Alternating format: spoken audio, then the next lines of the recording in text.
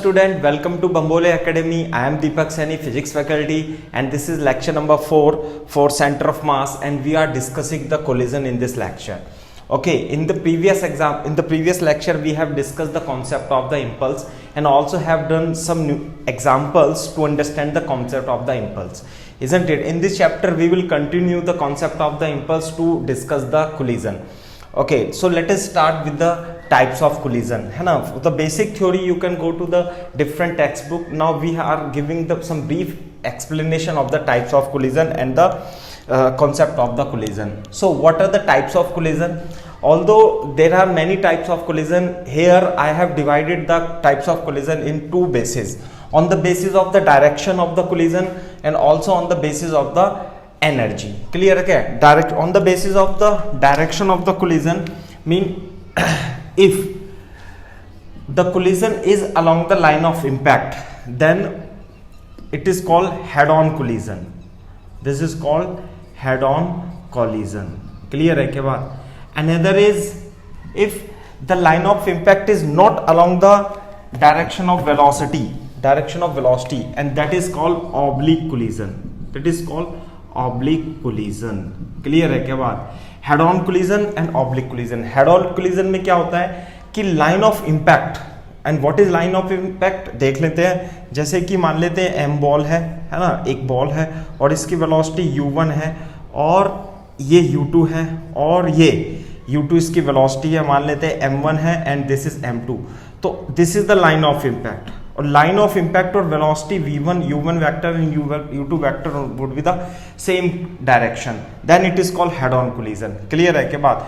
दूसरा आता है बेटा ऑब्लिक कोलिजन. ऑब्लिक कोलिजन में जो लाइन ऑफ इंपैक्ट होती है it is not along the direction of the velocity. For example, यदि ये मास m1 है और इसकी वेलोसिटी u1 वेक्टर है और ये इधर की साइड है, तो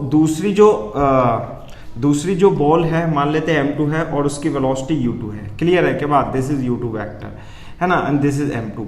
सो what is the line of impact? Line of impact, जहां line of impact is nothing but the common normal to the body.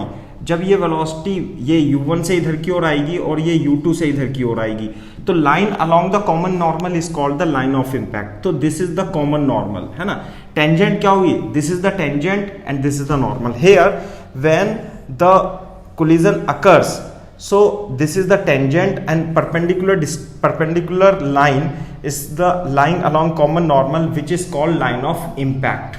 This is line of impact. In this case u1 and u2 are along the line of impact, but in this case this is the line of impact and this is line of impact, and velocities u1 vector and u2 vector are not along the line of impact. So this is called the oblique collision.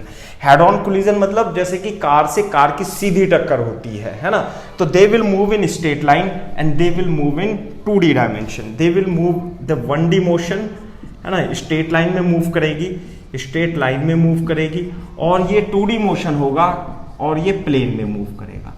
Clear है क्या बात? So this is the difference on the basis of the direction in the collision. On the basis of energy there are 3 types of collision may be there. First the elastic collision, है ना, inelastic, and third one is perfectly inelastic. Clear है क्या बात? Perfectly inelastic. What is elastic collision? Elastic collision में क्या होता है कि there is no loss of energy. This is called the elastic collision, है ना.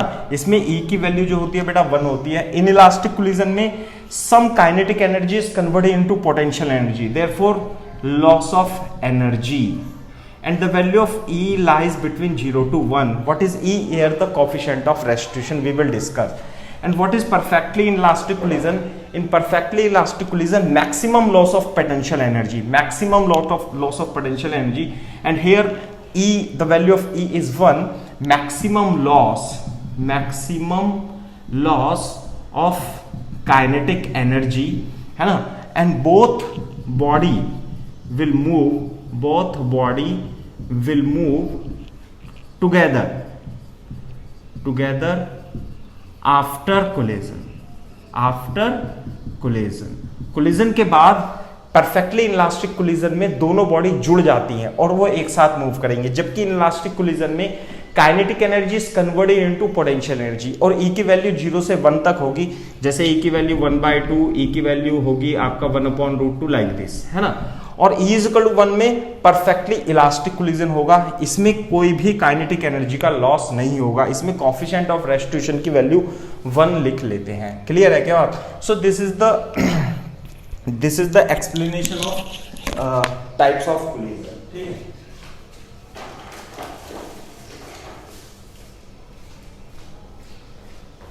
okay,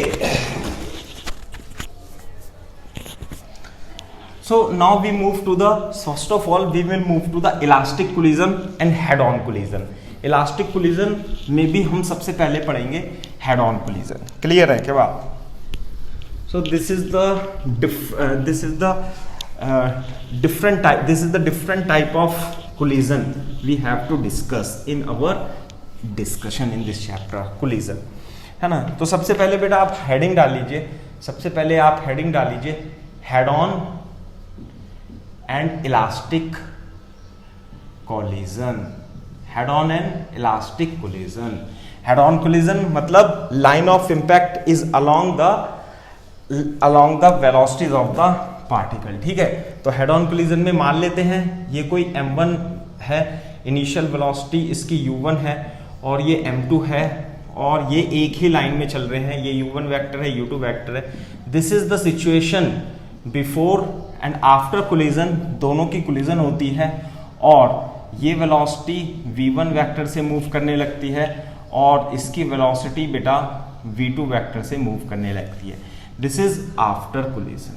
क्लियर है क्या बात? तो देखो head on collision elastic collision, that is no loss of energy, no loss of energy. Clear है क्या बात? No loss of energy. तो सबसे पहले आप इसमें क्या लगाएंगे? फर्स्ट लगाएंगे conservation of linear momentum. Conservation of linear momentum यानी initial momentum is equal to final momentum. Why the conservation of linear momentum? Because there is no external force on the system, that is why we are applying. So initial momentum कितना है बेटा? Initial momentum is m1 u1 vector plus m2 u2 vector is equal to m1 v1 vector after collision plus m2 v2 vector. Clear है क्या बात? एक तो ये लगाएंगे। दूसरा क्या लगाएंगे? कंजर्वेशन ऑफ एनर्जी, है ना। Conservation of momentum and conservation of energy. There is no loss of energy, therefore initial kinetic energy is equal to final kinetic energy. We will apply what is initial kinetic energy? Half m1 u1 square half m2 u2 square is equal to final kinetic energy कितनी हो गई? half m1 v1 square and half m2 v2 square। Clear है क्या बात? अब इसमें u1 u2 m1 m2 तो आपको मालूम होगा, बस आफ्टर कोलिजन v1 v2 आपको नहीं मालूम होगा। तो दो इक्वेशन, दो अननोन, आपको इसको सॉल्व करना है। देखो कैसे सॉल्व करना है, इसे थोड़ा सा सिंप्लीफाई करके लिख लेते हैं। m1 इधर u1 माइनस u1 m1 इधर ले आएंगे, m1 कॉमन लेके v1 vector is equal to और m2 उधर ले जाएंगे और v2 vector minus u2 vector.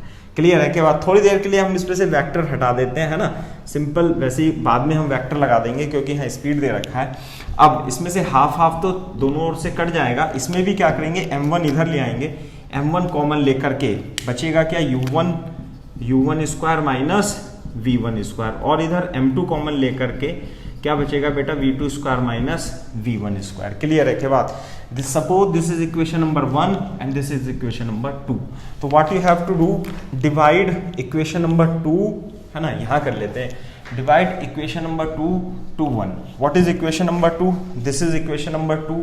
So this is m1, है ना, और ये क्या लिखा है? a square minus b square, u1 minus v1 और u1 plus v1 is equal to, यहाँ पे क्या लिखा है? m2, दिस इज m2 और a square minus b square, that is v1 minus v2 a minus v2 minus this is u1, एक minute गलत तो नहीं कर दिया, v2 square minus this is u2 square. Clear है क्या बात? दिस इज u2 और v2 plus u2 and divide क्या करना है बेटा, 1 से डिवाइड करना है हमें।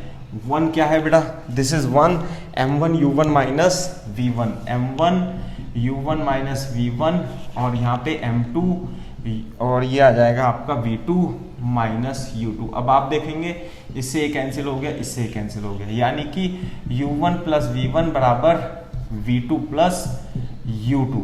क्लियर है क्या बात? तो अब देखो, अब इसमें से हमें v1 और v2, यदि अपने को v2 निकालना है, मान लिया v1 निकालना है, तो v2 की वैल्यू कितनी हो जाएगी बेटा, इधर से v2 की वैल्यू u1 प्लस v1 और ये इधर गया माइनस u2। अब v2 की वैल्यू यदि आप इसमें रख देते हो आपको v1 की वैल्यू आ जाएगी, है ना, फ्रॉम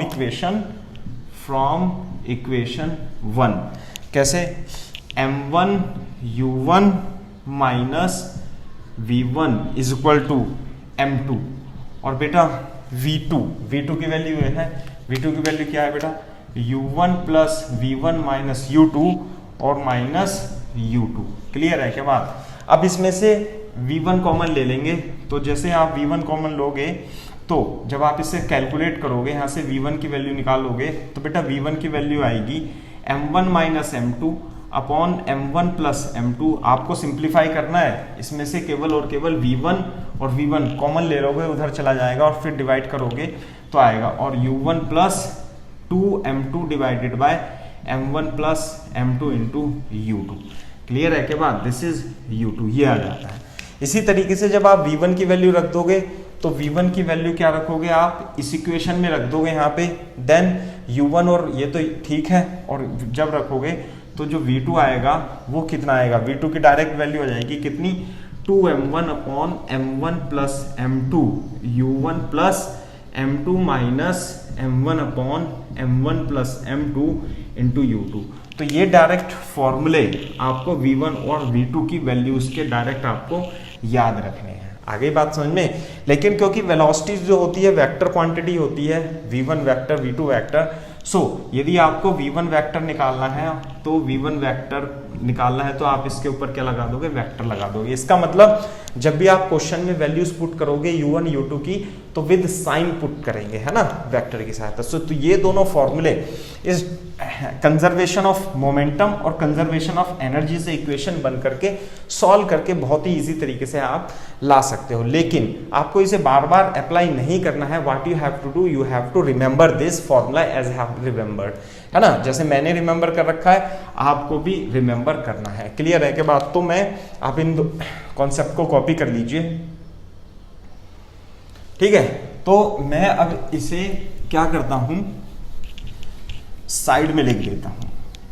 हेड ऑन कोलिजन और इलास्टिक कोलिजन पढ़ रहे हैं क्या, कि v1 vector is equal to m1 minus m2 upon m1 plus m2 and u1 vector plus 2m2 upon m1 plus m2 and u2 vector और v2 vector is equal to 2m1 upon m1 plus m2 u1 vector plus 2m1 upon m1 plus m2 into u2 vector. So these are two formulas, है ना। इन दोनों फॉर्मूले को अपने को v1 और v2 को याद रखना है, ठीक है। बाकी मैं साफ कर देता हूं, ठीक है। यदि आपको कोई डाउट आता है तो डेफिनेटली आप मेरे को मैसेज कर सकते हैं, है ना। I will try to give the solution of your problem as soon as possible. Clear है बात, है ना। व्हाट्सअप कर सकते हैं आप और मैसेज भी कर सकते हैं, कमेंट भी कर सकते हैं, ठीक है। तो this is the concept of the head on collision. क्या पढ़ रहे थे हम, हेड ऑन और इलास्टिक कोलिजन। क्लियर है क्या बात? अब हम इसमें से कुछ एग्जाम्पल करते हैं। तो एग्जाम्पल देखो बेटा, सबसे पहले क्वेश्चन लिखो if two balls are moving as shown in figure find the velocity after elastic collision, है ना। कैसे बेटा, ये 2 kg की बॉल है और ये 10 मीटर पर सेकंड से मूव कर रहा है, और बेटा ये क्या है आपका 1 kg की बॉल है और ये आपका कर रहा है इसे मान लो आप 6 मीटर पर सेकंड से और इसे मान लो आप 3 मीटर पर सेकंड से, है ना। 1 kg बॉल है, हेड ऑन कोलिजन है, इलास्टिक कोलिजन है। उसने फाइंड वेलोसिटीज आफ्टर कोलिजन। तो क्या याद करना है? अब कहेंगे सर ये तो बहुत टफ फॉर्मूला है, तो बहुत लंबा है, याद नहीं होता, लेकिन मैं जैसे आपको बता रहा हूँ उसे याद रखना है आपको। देखो ये तो प्लस एक्स मान लेना, एक डायरेक्शन को प्लस एक्स मान लेना, फिर v1 और v2 के आपको फॉर्मूले लिखने हैं। तो क्या करोगे, इज इक्वल टू लगा के यहाँ u1 लिखोगे, यहाँ u2 लिखोगे, यहाँ u1 लिखोगे, यहाँ u2 लिखोगे। क्लियर है क्या बात? अब यहाँ पे m1 माइनस m2 लिखना है, और यहाँ v1 है तो क्या लिखना है आपको, प्लस लगा के 2m2 लिखना है। अब ये चीज यहाँ पे आ जाएगी ऊपर वाले, और नीचे तो क्या लिखना है, m1 प्लस m2 और m1 प्लस m2। डिनोमिनेटर में तो m1 प्लस m2 आएगा। दूसरी बात, v1 में m1 m2 को इंटरचेंज कर देंगे। जब यहाँ पे m2 इंटरचेंज होगा तो क्या आएगा, m1। या आप ये भी कर सकते हो, v2 में यहाँ पे क्या आएगा, 2m1, ये तो इधर आ जाता है, नीचे तो m1 प्लस m2 आएगा। दूसरी बात, m1 m2 इंटरचेंज होंगे तो यहाँ पे क्या जाएगा, यहाँ पे m1 की जगह m2 minus m1 upon m1 plus m2 आ जाएगा। क्लियर है क्या बात? तो इस तरीके से आप इसे लिख सकते हो, याद कर सकते हो। साथ में this is A vector quantity, तो इसे फॉर्मूले को मैं क्या करूंगा बेटा, बार बार लिखूंगा, ताकि आपको ये हो जाए कि इसे याद करना बहुत टफ नहीं होता है। क्लियर है क्या बात? दूसरी बात, यहाँ पे m1 की वैल्यू कितनी होगी, मान लेते हैं 2 kg, और यहाँ पे m2 की वैल्यू उसने 1 kg दे दिया है। क्लियर है क्या बात?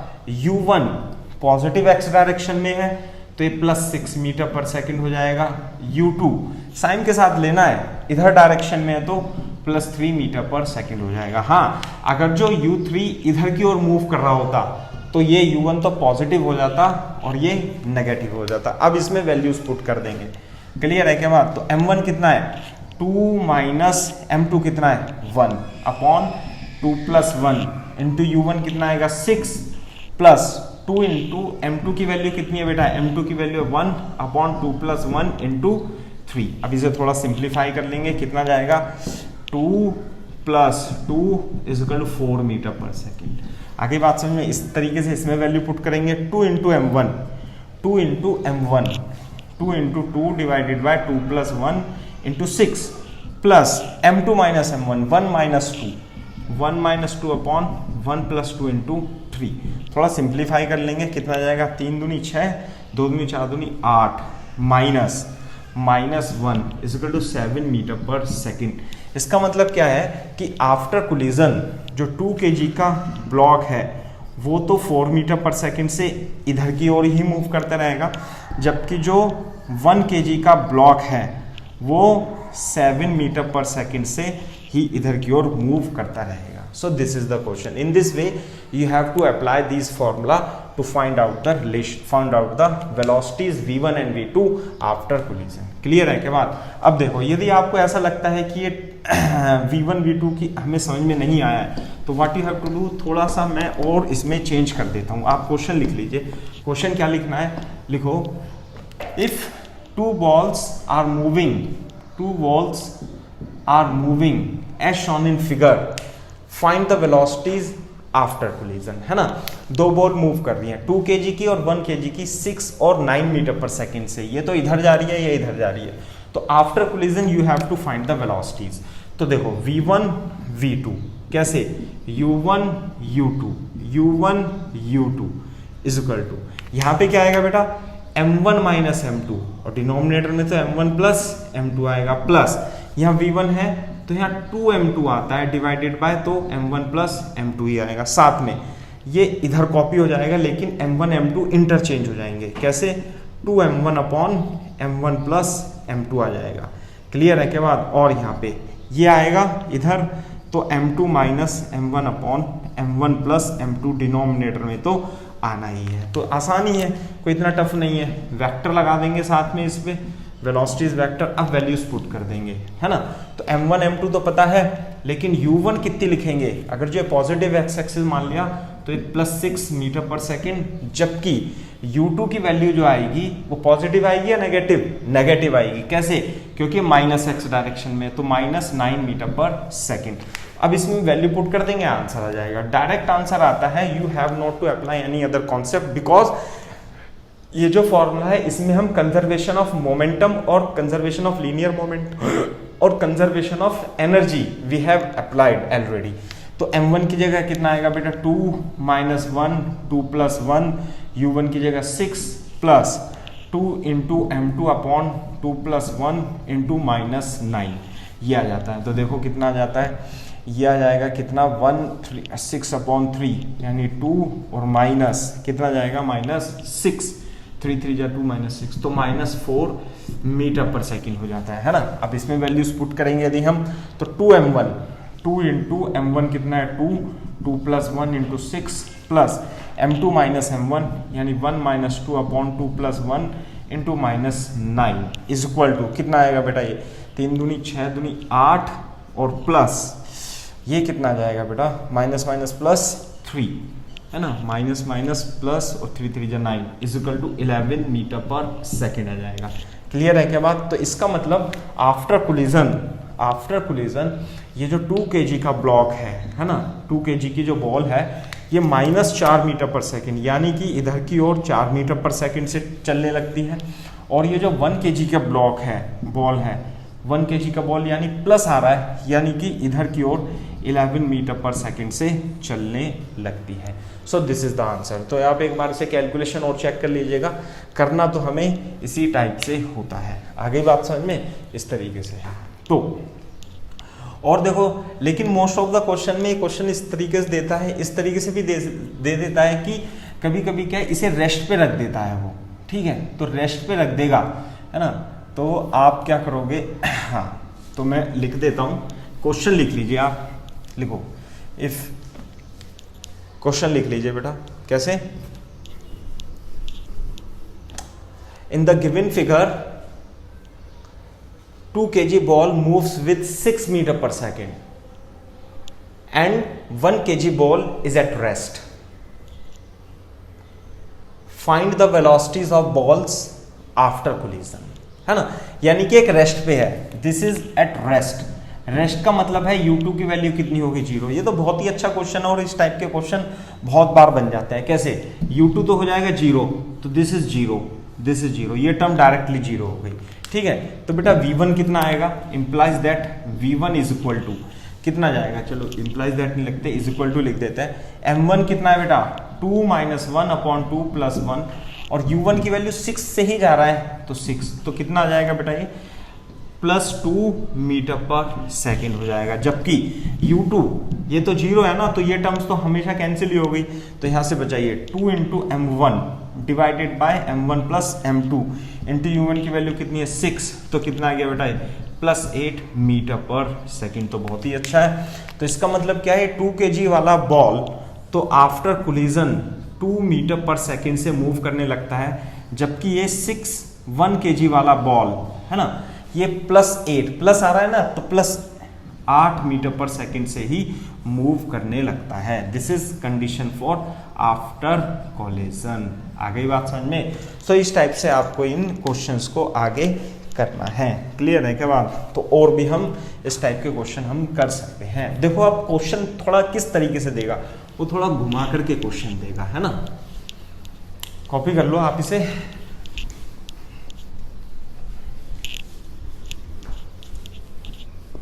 ये नेक्स्ट क्वेश्चन लिखो in the given figure, question लिख लो, in the given figure a ball of mass 2 kg, a ball of mass 2 kg hit elastically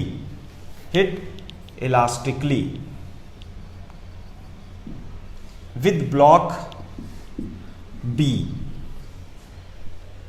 Find the height rise by block. Find height rise by block before it stop. Condition क्या है मैं बता देता हूं। ये ball है 2 kg की, ए ball है 2 kg का, इसकी वेलोसिटी 10 मीटर पर सेकेंड है, और ये बेटा 1 kg का ब्लॉक है, इलास्टिकली कोलाइड करता है। जब इन दोनों के बीच में इलास्टिक कोलिजन होगी, है ना, तो बेटा इसे तो m1 मान लेना, इसे m2 मान लेना, और इसकी u2 कितनी हो जाएगी रेस्ट पे, है ना, और ये u1 इधर जा रहा है ना, ये इसके u1 मान लेना इधर की ओर +10 मीटर पर सेकेंड।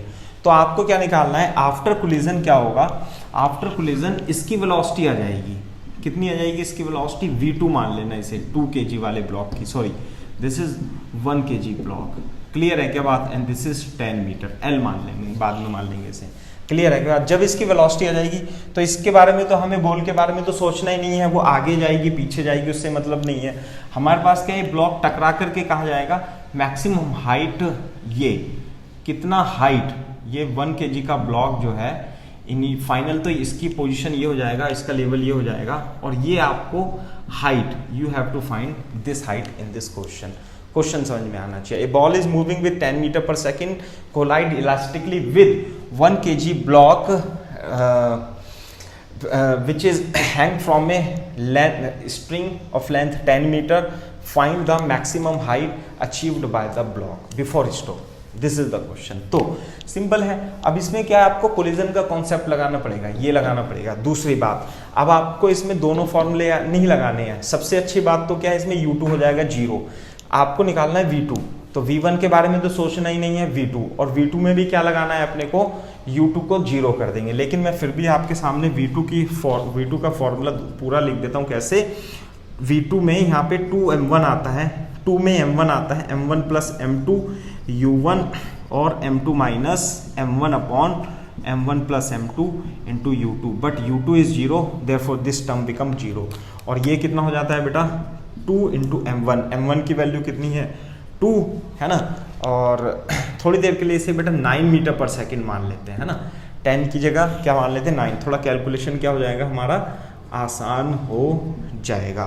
सो कितना हो गया, 2 इंटू m1 कितना हो जाएगा, 2 प्लस 1 इंटू u1 की वैल्यू कितनी हो गई 9, तो कितना आंसर आ जाएगा बेटा, ये आ जाएगा 3 दूनी 6 दूनी 12 मीटर पर सेकेंड। इसका मतलब क्या है कि 12 मीटर पर सेकेंड से ये आगे की ओर चलता है, और ये इस पॉइंट ऑफ सस्पेंशन के अबाउट क्या करेगा, सर्कुलर मोशन करेगा, और यहाँ पे इसकी वेलोसिटी कितनी हो जाएगी 0, और यहाँ पे इनिशियल वेलोसिटी कितनी थी 12 मीटर पर सेकेंड। अब ये बताओ कि हाइट कैसे निकालेंगे, किसी बच्चे को पता है तो बता देगा तुरंत ही, कैसे कि सर्कुलर मोशन में सबने पढ़ाया था क्या, कंजर्वेशन ऑफ एनर्जी से हाइट निकलेगी। तो हम लगाएंगे कंजर्वेशन ऑफ मैकेनिकल एनर्जी, है ना, कंजर्वेशन ऑफ मैकेनिकल एनर्जी। इसका मतलब क्या है, initial kinetic energy plus potential energy is equal to final kinetic energy plus final potential energy. इस पॉइंट को आप क्या मान लोगे बेटा, रेफरेंस मान लोगे। तो पहले तो अच्छा, यहाँ पे वेलोसिटी 0 है, तो फाइनल काइनेटिक एनर्जी, वेलोसिटी तो 0 हो गई, तो इसलिए के फाइनल कितनी हो जाएगी बेटा, 0 हो जाएगी। और ये इस पॉइंट के लिए h कितनी है, h is equal to h हो जाएगी, ये रेफरेंस मान लिया ना, तो हाइट ये हो गई। दूसरा, इस रेफरेंस के लिए यहाँ पर हाइट कितनी हो जाएगी, h हो जाएगी बेटा यहाँ 0, और काइनेटिक एनर्जी तो हाफ m/v2² होगी। तो इस पॉइंट पर इस इनिशियली पोटेंशियल एनर्जी कितनी लिख देंगे 0, और फाइनली काइनेटिक एनर्जी कितनी लिख देंगे बेटा 0 लिख देंगे। तो इनिशियल काइनेटिक एनर्जी कितनी आएगी, हाफ चलो m लिख देते क्योंकि कट जाता है, half m12² 12 metre per second है ना, प्लस 0 mgh, m से m कट गया, क्लियर है क्या बात। तो 12 12 144 दूनी 72 है ना, डिवाइडेड बाय 2 72 आ जाएगा, और g की वैल्यू कितनी आएगी बेटा, g की वैल्यू 10 लिख लो, तो दिस इज h, तो h कितना आ जाएगा बेटा 7.2 मीटर आ जाएगा, क्लियर है क्या बात। सो दिस इज 7.2 मीटर, तो हाइट आ जाएगी 7.2 मीटर। लेकिन इस क्वेश्चन में थोड़ा सा और वो आगे की ओर बढ़ता है, और वो कहता है सेम क्वेश्चन में इस थीटा को फाइंड करना है ना। ऑल्सो फाइंड, क्वेश्चन लिख लीजिए, in the above question also find angle made by the string with vertical. तो ये तो हो गई स्ट्रिंग, इस स्ट्रिंग से वर्टिकल में ये एंगल कैसे निकालेंगे। तो एंगल देखो बेटा कैसे निकालेंगे, ये टोटल लेंथ कितनी हो जाएगी बेटा L मान लेते हैं, तो ये स्ट्रिंग की भी लेंथ कितनी हो जाएगी बेटा L, लेकिन बेटा ये वाली लेंथ कितनी है, दिस इज h, तो ये वाली हाइट कितनी हो जाएगी, it would be L minus h। ये टोटल कितनी है L, और ये तो अपने को पता है h, तो ये वाली हाइट हो गई h। अब इस वाले ट्राइंगल में देखो बेटा, दिस इज द ट्राइंगल, इसमें क्या लगा दोगे, cos थीटा लगा दोगे, है ना, cos theta is equal to L minus h। Base upon hypotenuse upon L. L कितना था 10, एच कितना आया 7.2 अपॉन 10 कितना जाएगा 3.8 डिवाइडेड बाय 10। आ गई बात समझ में? तो कितना आ गया 0.38 है ना। दिस इज कॉस थीटा और theta is equal to cos inverse 0.38। वो वैल्यू आपको क्वेश्चन में इस तरीके से देगा कि थीटा की वैल्यू बहुत अच्छी सुंदर सी वैल्यू आ जाएगी और आपको उस वैल्यूज को निकालने के लिए पूछेगा। क्लियर है क्या बात? तो in this way you can solve this question. Clear है क्या बात? तो this is the question based on the, आप इसे कॉपी कर लीजिए, बेस्ड ऑन द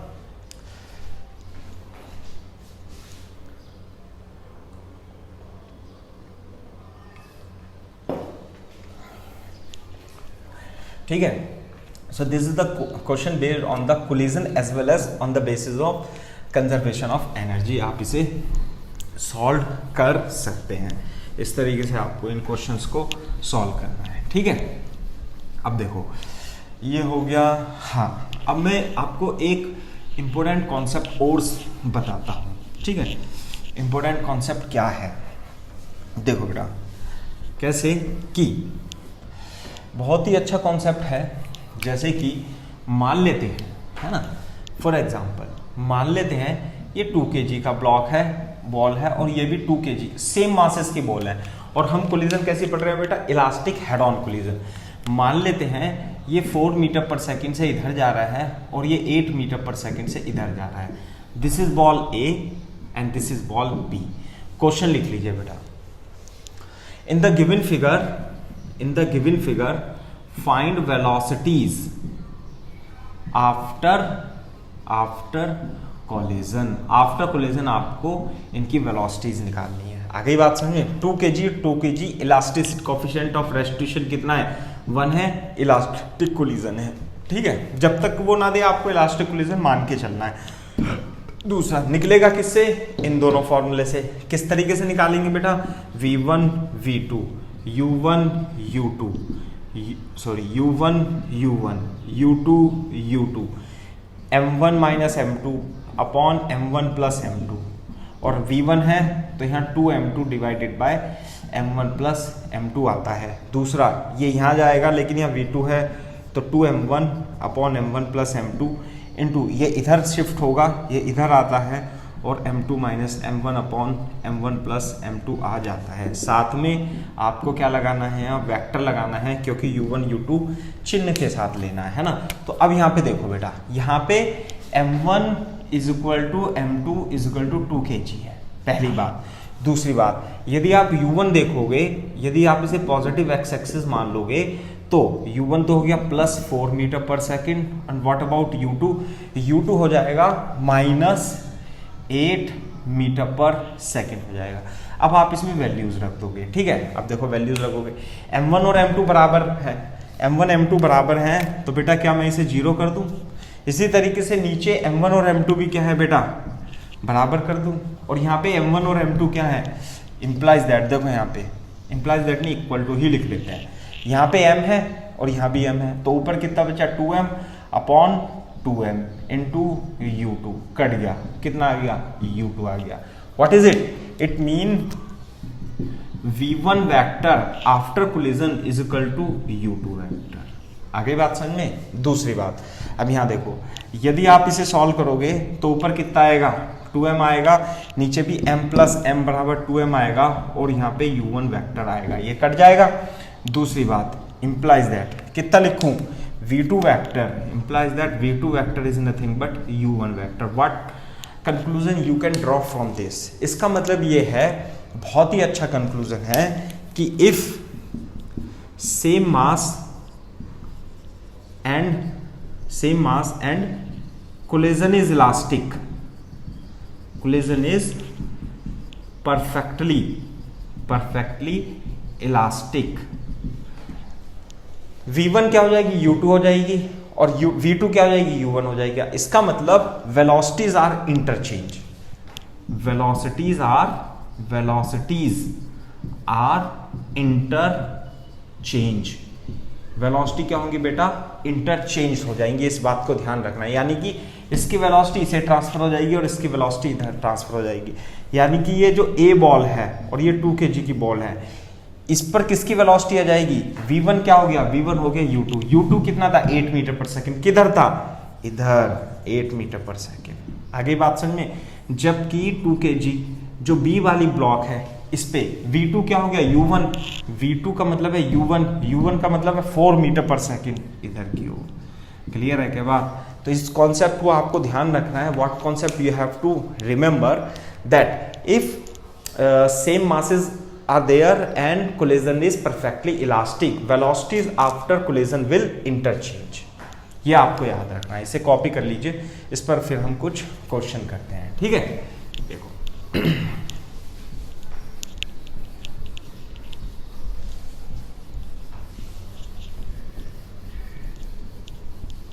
देखो velocities are interchange if masses are same। For example मान लेते हैं ये 5 kg का ब्लॉक है और ये 10 मीटर पर सेकंड से जा रहा है, और यहाँ पे दूसरा 5 kg का ब्लॉक है और इट इज एट रेस्ट, है ना। This is A, this is B, है ना। तो आफ्टर कोलिजन, है ना, आफ्टर कोलिजन वेलोसिटीज फाइंड करनी है। फाइंड द वेलोसिटीज, क्वेश्चन लिख लीजिए। After collision find the velocity of block A and ball B. तो इसकी वेलोसिटी कितनी है, 10 मीटर पर सेकंड, और ये तो रेस्ट पे है। इसका मतलब क्या है, ये तो आ जाएगा रेस्ट पे।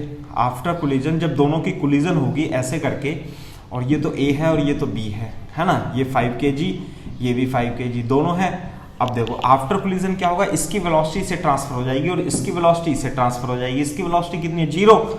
तो यानी कि 5 kg जो है ए वाली बॉल, इसकी v1 कितना हो जाएगा, 0। और जो बी ब्लॉक है और जो 5 kg का ब्लॉक है, ये इसकी वेलोसिटी इसे ट्रांसफर हो जाएगी और ये 10 मीटर पर सेकंड से चलने लगेगा। क्लियर है क्या बात। इसका मतलब velocities are interchange to each other. इसी तरीके से एक बार कॉपी कर लो इसे, है ना। आफ्टर कोलिजन फाइंड वेलोसिटीज, है ना, ये करके एक बार कॉपी कर लो। दूसरा, अब मैं इसमें यहाँ पर क्या, ये 10 मीटर पर सेकंड से इधर और 5 मीटर पर सेकंड से इधर, चलो ऐसे नहीं था, वो तो पिछला ही हो जाएगा। अब मान लेते 2 मीटर पर सेकंड से इधर जा रहा है ना। तो अब देखो तो कैसे होगा बेटा, after collision velocity will interchange. इसकी वेलोसिटी कितनी है, 10, और इसकी है 2, एक ही डायरेक्शन में है। तो इसकी वेलोसिटी तो इसे ट्रांसफर हो जाएगी इसे, और ये कितने से चलने लगेगा बेटा, 10 मीटर पर सेकंड से, और इसकी वेलोसिटी इसे ट्रांसफर हो जाएगी और ये 2 मीटर पर सेकंड से चलने लगेगा। So this is the very important question concept कि velocities are interchange if same mass blocks are there and elastic collision between them. ठीक है, तो इसे आप कॉपी कर लीजिए। ठीक है, तो नेक्स्ट क्वेश्चन करते हैं। नेक्स्ट क्वेश्चन भी बहुत ही अच्छा क्वेश्चन है, इंटरेस्टिंग क्वेश्चन है, काफ़ी बार पूछा जाता है। इसी कॉन्सेप्ट पर बेस है।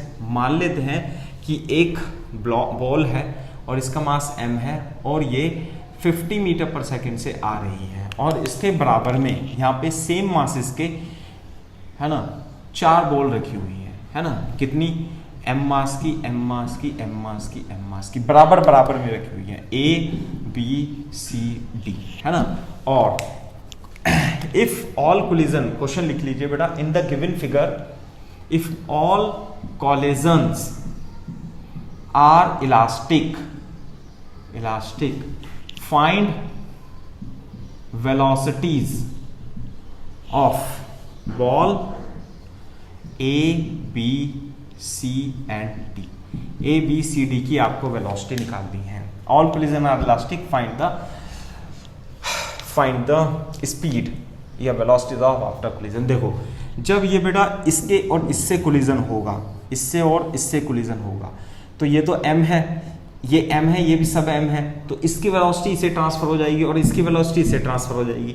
तो पहली कोलिजन इसके और इसके बीच में होगी और ये जो m है ये रेस्ट पे आ जाएगा क्योंकि ये रेस्ट पे था, और जबकि ये कितने से चलने लगेगा, 50 मीटर पर सेकंड से चलने लगेगा। कौन सा ब्लॉक, ए से। लेकिन होगा क्या कि इसके जस्ट बराबर में ये रखा हुआ है और ये रेस्ट पे है, तो इसकी वेलोसिटी इसे ट्रांसफर होगी और इसकी वेलोसिटी इसे ट्रांसफर हो जाएगी।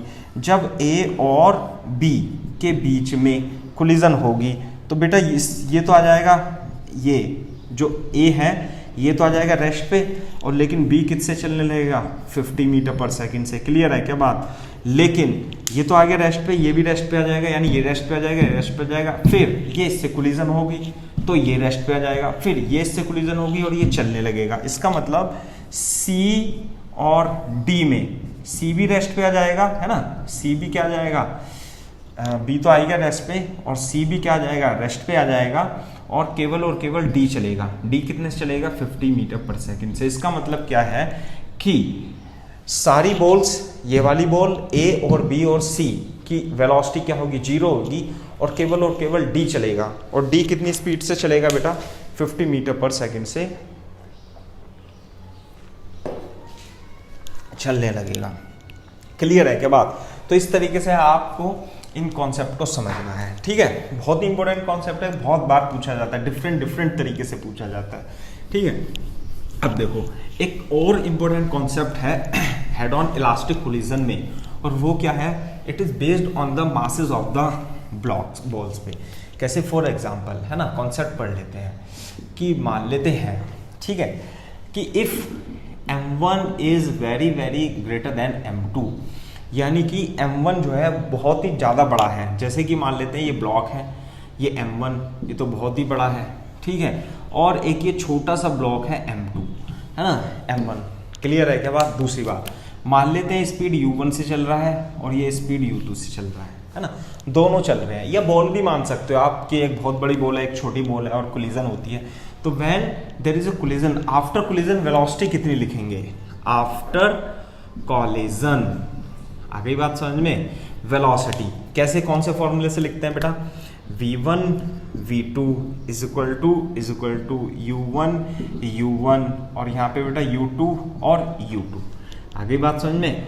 तो यहाँ पे आएगा m1 minus m2 upon m1 plus m2, और 2m2 upon m1 plus m2, और ये यहाँ पे आ जाता है, लेकिन यहाँ v2 है तो m1 आएगा, m1 प्लस m2, और ये इंटरचेंज हो जाएगा m2 minus m1 upon m1 plus m2। अब तो मेरे ख्याल से आपको काफ़ी बार लिख दिया है, याद होना चाहिए, ठीक है। लेकिन कंडीशन क्या है बेटा, condition is m1 is very high as compare to m2।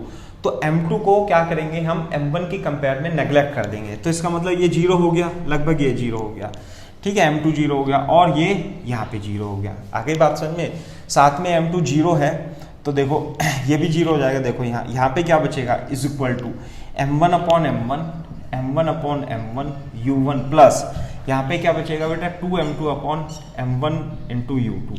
Clear है क्या बात? तो देखो ये तो हो गया 1, तो it is equal to u1। दूसरी बात, m2 तो बहुत छोटा है और नीचे बड़ी क्वांटिटी है, तो m1 is higher than m2, तो ये लगभग 0 हो जाएगा।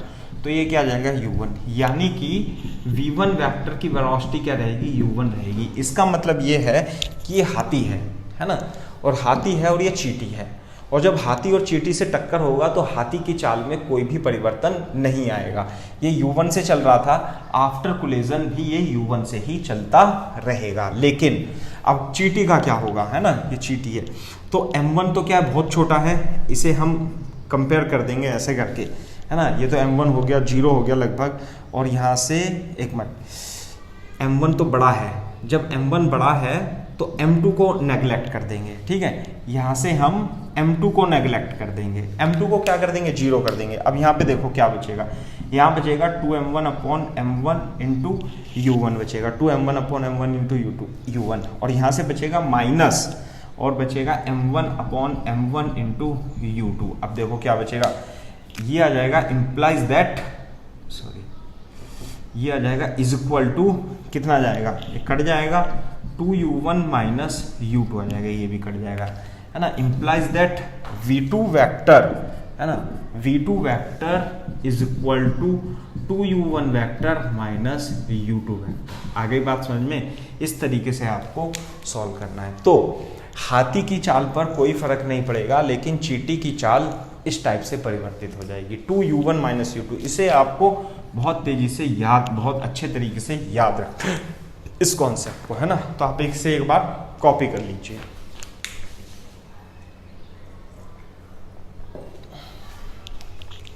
ठीक है, अब देखो हम इस पे क्वेश्चन करने की कोशिश करेंगे, ठीक है। क्वेश्चन कैसे करेंगे, क्वेश्चन बनता है वो इस तरीके से नहीं बोलता कि m1 m2 दे रखे हैं, वो डिफरेंट तरीके से घुमा करके दे देगा। फॉर एग्जाम्पल कैसे क्वेश्चन दे देगा कि मान लेते हैं हेयर इज ए वॉल, है ना, ये क्या है, वॉल है, ऐसे करके दिस इज ए वॉल, है ना, ऐसे करके this is a wall and it is moving towards this with 10 metre per second. और एक छोटी सी बॉल है, ये तो वॉल है और ये बॉल है, और ये 5 मीटर पर सेकेंड से या 2 मीटर पर सेकेंड से आ रही है। क्लियर है क्या बात, एक बॉल आ रही है और एक बॉल आ रही है ना। तो आपको ये बताना है find velocity of ball, BALL ball, है ना, and wall after collision, after collision. तो what you have to do, you have to apply the same concept. हाथी है और ये चींटी है, तो आफ्टर कोलिजन दीवार की स्पीड क्या रहेगी बेटा, दीवार की स्पीड तो एज इट इज रहेगी, कितनी रहेगी बेटा, 10 मीटर पर सेकेंड। इसकी स्पीड कितनी हो जाएगी बेटा, ये तो 10 मीटर पर सेकेंड से ही चलता रहेगा, लेकिन इसकी वेलोसिटी कितनी हो जाएगी, इसकी वेलोसिटी 2u1 माइनस u2 हो जाएगी, है ना। इसे v2 मान ले तो यानी कि v1, ये इसे u1 मान ले, तो अच्छा हमने थोड़ा सा चेंज कर दिया कि इसे m2 मान ले, लेकिन हमने तो मान लिया है, कोई बात नहीं, तो इसे m2 मान लेते हैं, है ना, m2। अच्छा मास तो इसका बहुत छोटा ही है m2, और इसे m1 मान लेते हैं। क्लियर है क्या बात। तो आप देखो यदि आप इसे प्लस एक्सेस लिखते हो, है ना, तो इसे u2 मान लो और इसे u1 मान लो। क्लियर है क्या बात। तो बेटा u2 बता सकते हो, u2 कितना होगा, इधर की ओर है, u2 जो होगा vector u2 plus 2i cap metre per second आएगा। ऐसे लिखना है, मतलब आपको आसानी से, आपको दिमाग ना लगाना पड़े, आप मैथमेटिक्स यूज कर दो, वेक्टर तो आसानी से सॉल्व हो जाता है।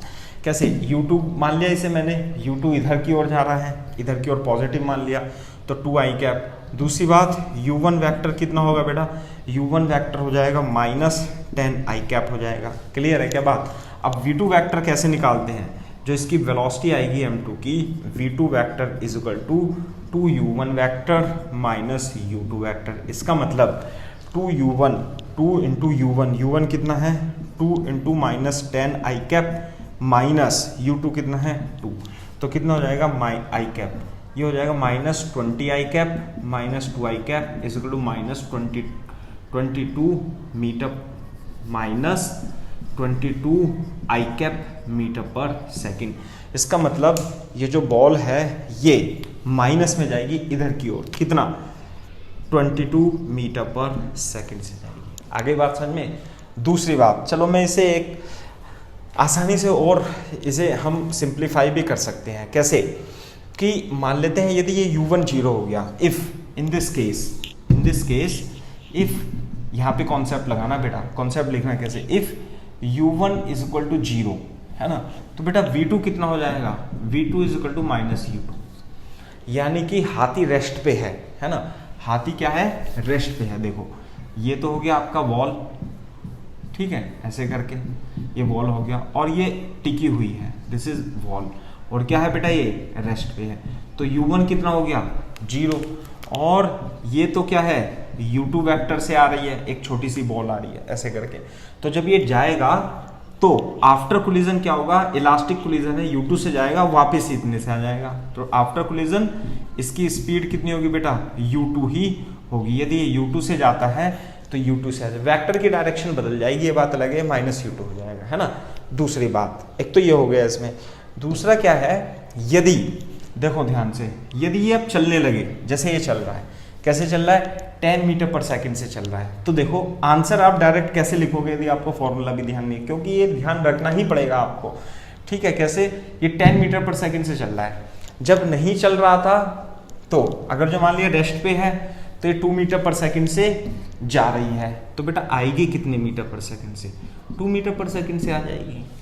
क्लियर है क्या बात, जितने से जाएगी अपोजिट डायरेक्शन में वापस आ जाएगी उतनी स्पीड से। लेकिन अगर जो ये चलने लगे, ये कितने से चलने लगे 10 मीटर पर सेकंड से, तो इसकी जो आने की स्पीड होगी, ये 2 से गई, 2 से वापस तो आई, साथ में इसका 2 टाइम्स ऐड हो जाएगा, 2 टाइम्स कितना 10 × 2, यानी कि कितना हो गया 22 मीटर पर सेकंड। ये रहा आंसर। क्लियर है कि बात 22 आई कैप। तो ये तो हमने मैथमेटिक्स से निकाला है, लेकिन आप इसे डायरेक्ट भी कर सकते हो। कैसे?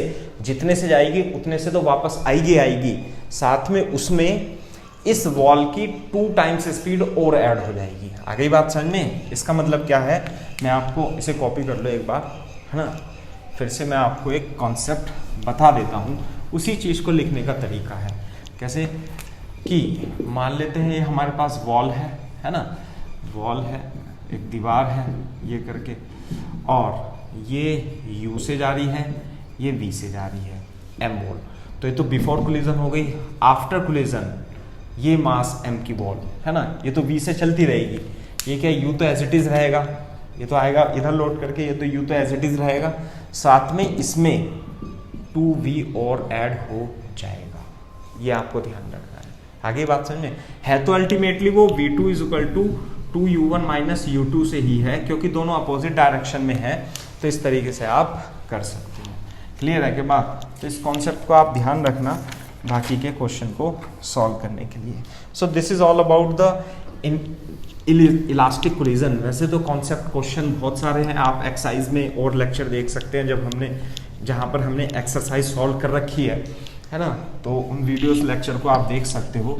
तो इस इलास्टिक कोलिजन के लिए कॉन्सेप्ट हमारे पास इतना ही है। ठीक है, अब हम मूव करते हैं इन इलास्टिक कोलिजन के लिए, है ना।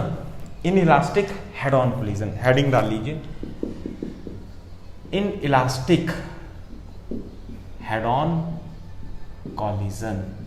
इन इलास्टिक, बेटा inelastic head on collision का मतलब क्या होता है? Loss of energy, there is loss of energy. Loss of energy का मतलब क्या है? लॉस ऑफ एनर्जी होगी तो किस तरीके से होता है, देखो मैं आपको समझा देता हूँ। बेसिकली कोलिजन बेसिकली होता क्या है ना। जैसे मान लेते हैं कि ये M1 ब्लॉक है और ये M2 बॉल है ना, ये बॉल है, ये भी बॉल है, ये U1 है और ये U2 है। आगे बात समझ में? तो जब मान लेते हैं U1 is greater than U2, हाँ है ना। सबसे पहले कॉन्सेप्ट मैंने ये पॉइंट लिखाना छोड़ दिया था शायद, कि U1 is greater than U2। यदि U1 ग्रेटर देन U2 नहीं होगी तो कोलिजन नहीं होगी, तो अंडरस्टूड है U1 has to be greater than U2।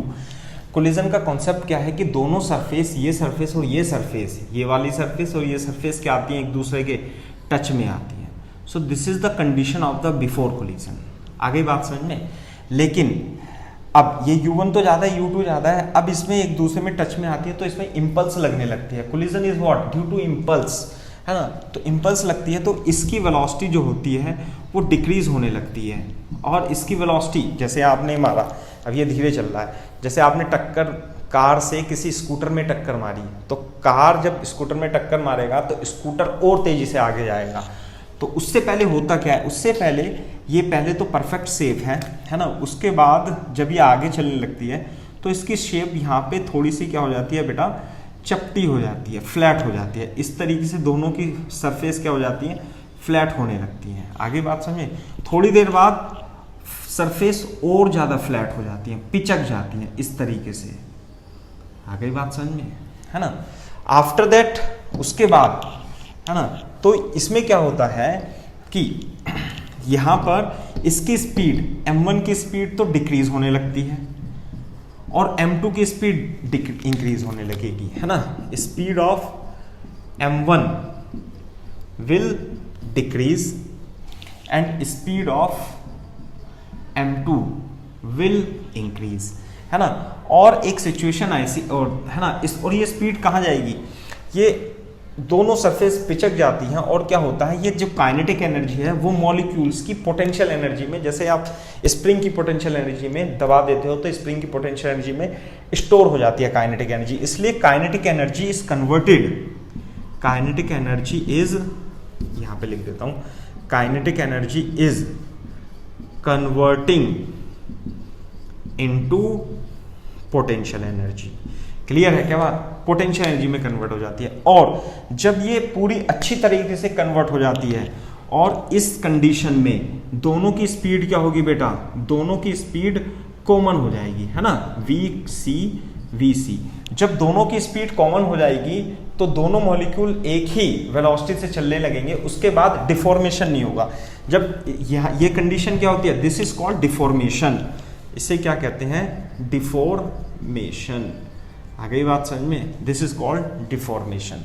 यानी कि kinetic energy is converted into potential energy and this is called the deformation of balls. Deform हो रही है। उसके बाद रिगेन ऑफ काइनेटिक एनर्जी होता है, रिगेन ऑफ पोटेंशियल एनर्जी होता है। ये जो पोटेंशियल एनर्जी है दोबारा से किस में कन्वर्ट होती है बेटा, काइनेटिक एनर्जी में कन्वर्ट होती है। कैसे, फिर थोड़ी सी ये सही हो जाती है ऐसे करके, है ना, ये ठीक हो जाता है और उसके बाद ये एक दूसरे से हट जाती हैं, दूर दूर हो जाती हैं। ठीक है, तो यहाँ पे तो मैक्सिमम डिफॉर्मेशन होता है। इस केस में क्या होता है, मैक्सिमम डिफॉर्मेशन। मैक्सिमम डिफॉर्मेशन के केस में दोनों, बोथ इन केस ऑफ उधर जाओ, in case of maximum deformation both balls will move together। दोनों मूव करेंगे टुगेदर से, तो कॉमन स्पीड से together will move together with same speed या वेलोसिटी भी लिख सकते हैं यार। और वो सेम स्पीड यानी कॉमन स्पीड क्या होगी, कंजर्वेशन ऑफ मोमेंटम लगा देंगे। इनिशियल मोमेंटम कितना था सिस्टम का, m1 u1 m2 u2, और फाइनल मोमेंटम क्या हो जाएगा, m1 m2 एक कॉमन बॉडी बन गई और उसकी m1 plus m2 into we common. तो जो कॉमन स्पीड आती है मैक्सिमम डिफॉर्मेशन के केस में और मैक्सिमम पोटेंशियल एनर्जी गेन के केस में, वो कॉमन वेलोसिटी बेटा सेंटर ऑफ मास की वेलोसिटी के इक्वल यानी vc के इक्वल आ जाती है। ठीक है, उसके बाद जो कहानी होती है क्या, फिर ऐसा थोड़ा ना चिपकी रहेंगी, चिपकने के बाद दूर दूर जाएंगी तो फिर क्या होगा, ये m1 है ये m2 है and this is the case of reformation.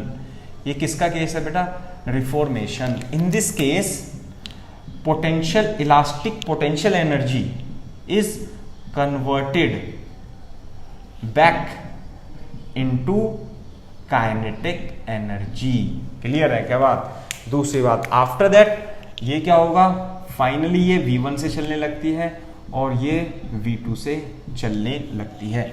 तो this is called reformation and this is called deformation. Clear है क्या बात, इस तरीके से होता है ना, रिफॉर्मेशन और डिफॉर्मेशन का केस हो जाता है। क्लियर है क्या बात। तो अब इसमें दूसरी बात, अगर जो आप u1 माइनस u2 को देखोगे, है ना, तो एक पॉइंट लिख देता हूं मैं, u1 माइनस, यहां पे लिख देता हूं, u1 minus u2 is called velocity of separation, velocity of separation.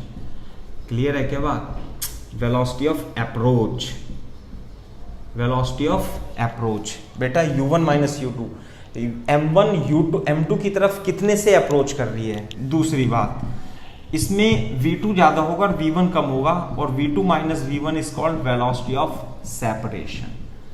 Clear है क्या बात, ये बात है। अब देखो, अब इनइलास्टिक और इलास्टिक कोलिजन में आप डिफरेंशिएट कर सकते हो। क्या डिफरेंशिएट कर सकते हो कि इलास्टिक कोलिजन वो कोलिजन होती है कि जब ये रिफॉर्मेशन के दौरान इसके अंदर इसके मॉलिक्यूल्स में ये जो पोटेंशियल एनर्जी स्टोर हो गई, ये पोटेंशियल एनर्जी सारी की सारी रिफॉर्मेशन के ड्यूरेशन में, रिफॉर्मेशन के दौरान सारी काइनेटिक एनर्जी में कन्वर्ट हो जाती है, तो एनर्जी लॉस नहीं होती है और वो कहलाती है इलास्टिक कोलिजन। लेकिन ऐसा होता नहीं है मोस्टली केसेस में कि जब डिफॉर्मेशन होता है तो पूरी तरीके से रिफॉर्मेशन नहीं हो पाता, इसलिए थोड़ी सी kinetic energy in surfaces, in material के potential and elastic potential energy के बीच में कन्वर्ट होकर के रह जाती है, तो काइनेटिक एनर्जी का लॉस हो जाता है। All the potential energy is not converted back into the kinetic energy and there is loss of kinetic energy, और वो मोस्टली केसेस में होता है, और this is called the case of inelastic collision. Clear है क्या बात। दूसरी बात, एक तो ये बात हो गई, आप इसे एक बार कॉपी कर लीजिए, ठीक है। अब अच्छा देखते हैं दूसरा, एक आपको फॉर्मूला लगाना है, क्या, कोफिशिएंट ऑफ रेस्टिट्यूशन। इसमें लगाना है आपको क्या, मैं यहां से साफ कर देता हूं इसे, क्या, coefficient of restitution, restitution. Coefficient of restitution E का मतलब क्या होता है बेटा, velocity of separation, velocity of separation divided by velocity of approach, velocity of approach. Clear है क्या बात, है ना। वेलोसिटी ऑफ सेपरेशन कितनी होती है बेटा, वेलोसिटी ऑफ सेपरेशन जितनी स्पीड से सेपरेट हो रहे हैं, यानी v2 माइनस v1, और velocity of approach u1 minus u। आ गई बात समझ में। अब देखो बेटा, E is equal to 1 if collision is perfectly elastic, है ना, जो हमने पहले पढ़ा था, है ना।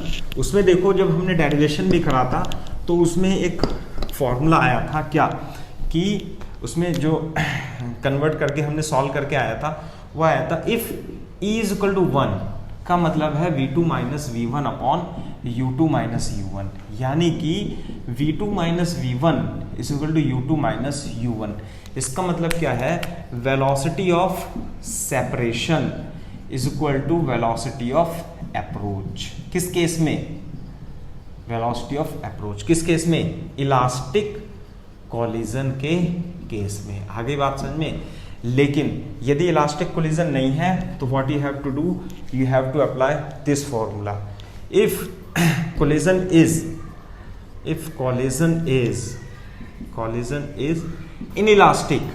इनइलास्टिक, तो आपको क्या लगाना पड़ेगा, E is equal to v2 minus V one upon u1 minus u2, velocity of separation divided by velocity of approach.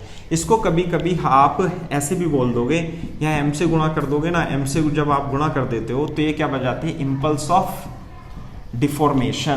This is what, impulse of deformation, ऐसे भी बोलते हैं इसे, divided by impulse of reformation. Clear है क्या बात, है ना। जे डी अपॉन जे आर ऐसे भी लिखते हैं, डिफॉर्मेशन इंफॉर्मेशन। लेकिन नीट में और जेई मेंस में तो इतना सवाल नहीं पूछता, है ना, बस यही पूछता है।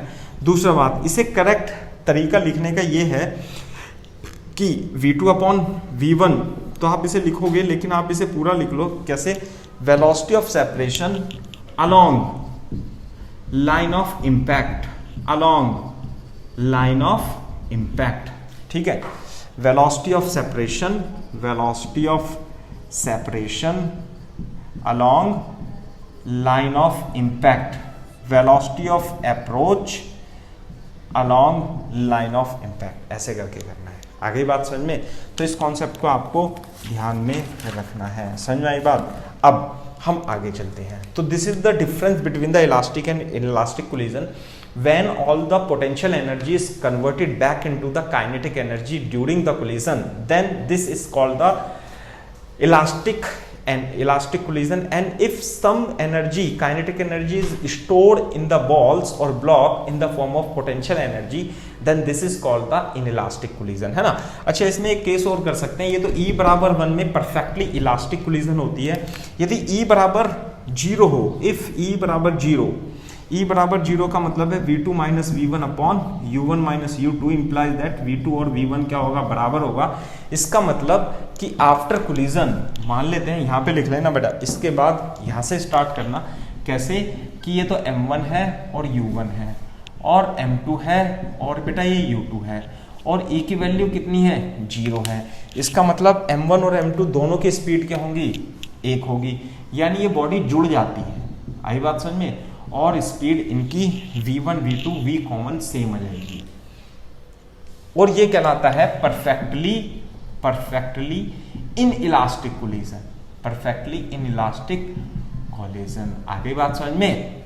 This is the perfectly inelastic collision. Perfectly inelastic collision के केस में, है ना, v कॉमन कैसे निकालेंगे, p initial is equal to p final, initial momentum m1 u1 plus m2 u2, final momentum m1 plus m2 into v common.